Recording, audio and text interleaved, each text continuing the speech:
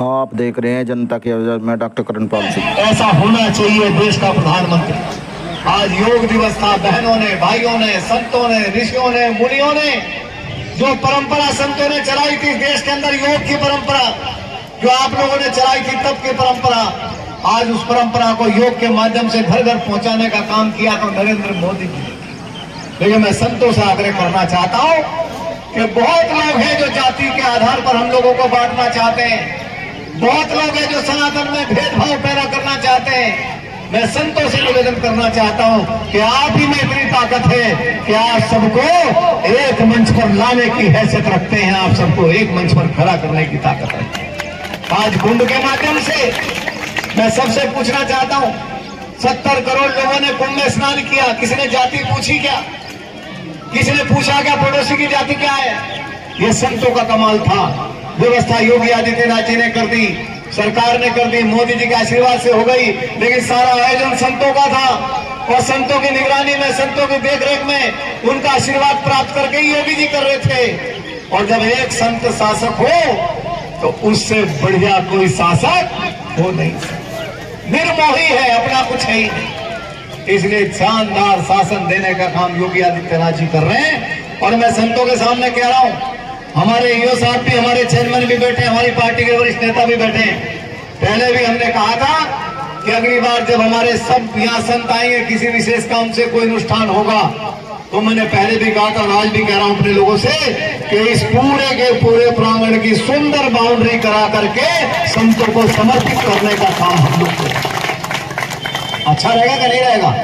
तो मेरे साथ बोलो, नरेंद्र मोदी, नरेंद्र मोदी, योगी आदित्यनाथ, बढ़िया बाउंड्री बनाकर।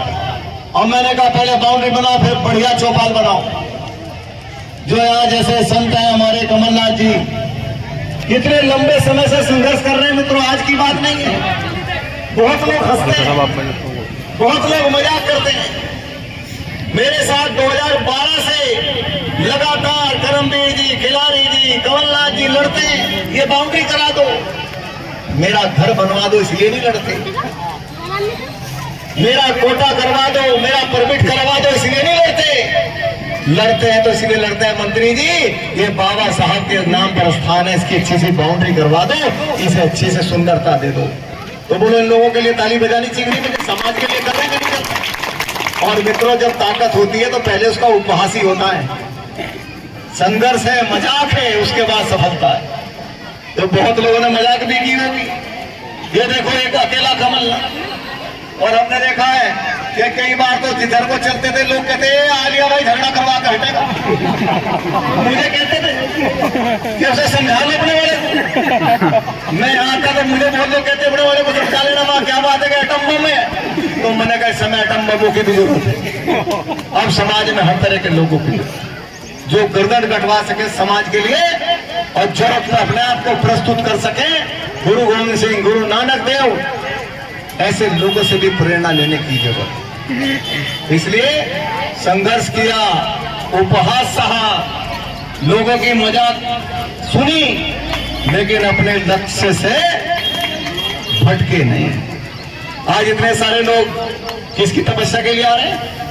बोलो भाई, जरा सारे भाई बोलो किसके लिए आ रहे हैं? तो ये होता ना दम। आज मैंने कहा करो मजाक, मैं दिखाऊंगा ताकत, मैं अपने तप की ताकत दिखाऊंगा। और ताकत दिखा दी, और ताकत दिखा के 43 डिग्री टेम्परेचर पे लगातार यहाँ तप कर दिया।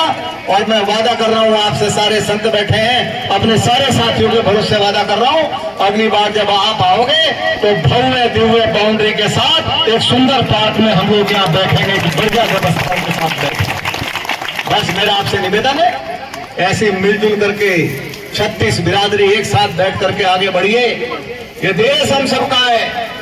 लोग बांटने का कुचक्र करते हैं, लोग हमें आपस में तोड़ने का कुचक्र करते हैं, हमें जाल में नहीं फंसना है, हमें मिलजुल करके आगे बढ़ना है। और मैं संतों का और करमवीर जी एक बार यदि माला दे दोगे तो मैं कुछ संतों का जो है सबका स्वागत कर रहे हैं।